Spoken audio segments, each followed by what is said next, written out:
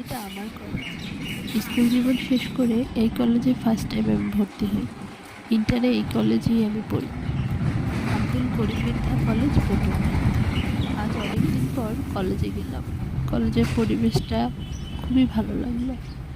পুরোনো দিনের স্মৃতি, প্রতিদিন কলেজে ক্লাস করা, কত বন্ধু বান্ধব যাদের ইন্টার লাইফের কথা মনে আছে তারা ফিল করতে পারবে।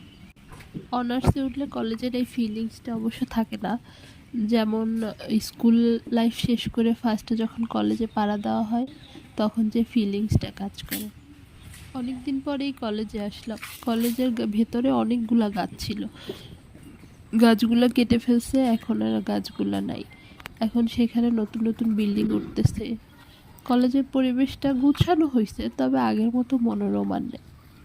আগে খোলা একটা মাঠ ছিল, মাঠে অনেক গাছ লাগানো ছিল।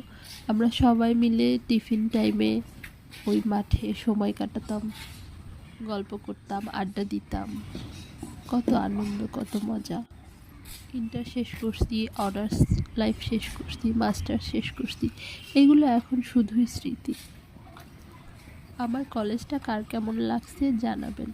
আল্লাহ হাফেজ।